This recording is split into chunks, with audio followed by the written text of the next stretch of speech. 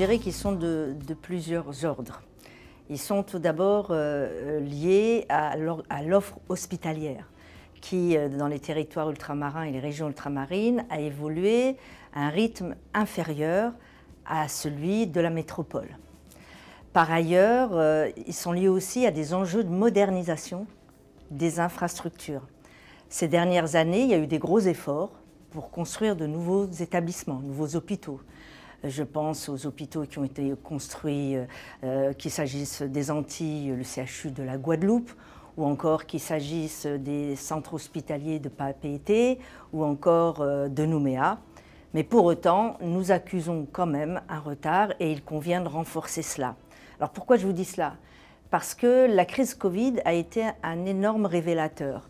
Un révélateur d'abord de la nécessité absolue d'investir massivement dans les soins critiques, d'investir également dans les équipements lourds et puis par ailleurs d'améliorer l'accès aux soins. Les deux autres enjeux, à la fois en termes d'organisation des soins hospitalières, c'est de poursuivre véritablement une organisation territorialisée des soins, autour de la complémentarité autour des établissements de santé, complémentarité qui soit renforcée, et puis surtout autour des groupements hospitaliers de territoire qui permettent notamment pour l'offre de soins publics de garantir des parcours de soins, et puis de garantir la proximité et de pouvoir renforcer l'offre d'hôpitaux de proximité.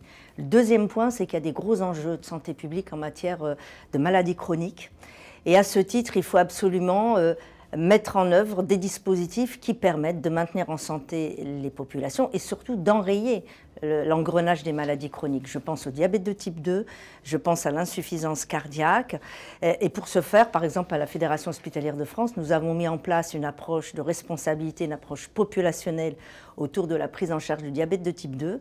Nous l'amorçons avec la Martinique, les équipes de Martinique, et nous amorçons aussi ce travail avec l'Agence régionale de santé de La Réunion.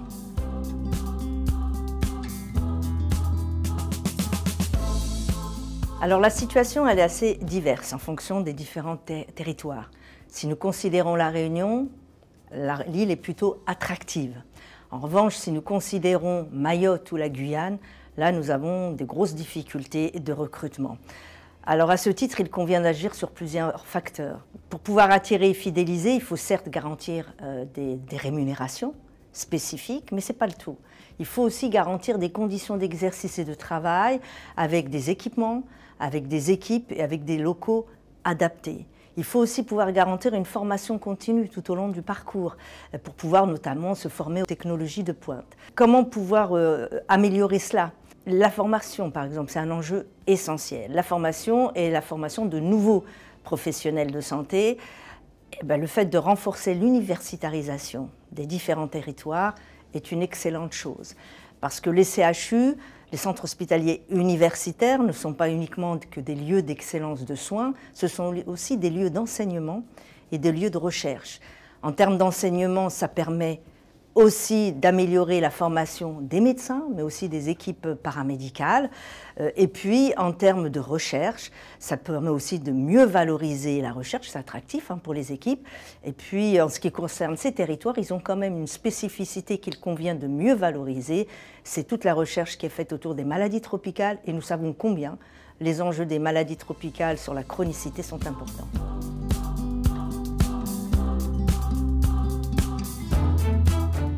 Le vieillissement de la population, là aussi, il est assez contrasté. Vous avez effectivement la Guyane et Mayotte qui ont une population plutôt jeune. En revanche, les Antilles ont une population qui vieillit rapidement. À l'horizon 2030, par exemple, la Martinique et la Guadeloupe seront les deux départements les plus âgés de France. Ils compteront 40% de personnes de plus de 60 ans. Alors, à quoi c'est lié cette évolution? D'abord, il y a des facteurs communs avec l'ensemble de tous les territoires métropolitains, voire même de l'ensemble dans le monde ou en Europe. Tout d'abord, à une baisse de la natalité. Ensuite, à l'augmentation de l'espérance de vie. Donc on peut s'en féliciter. Mais il y a une spécificité quand même pour ces territoires, c'est les départs importants des jeunes vers la métropole. Alors ensuite, comment y répondre? De plusieurs façons, il faut anticiper, adapter l'offre. Je dirais qu'un un choc de vieillissement, il faut un choc de réponse d'une offre adaptée.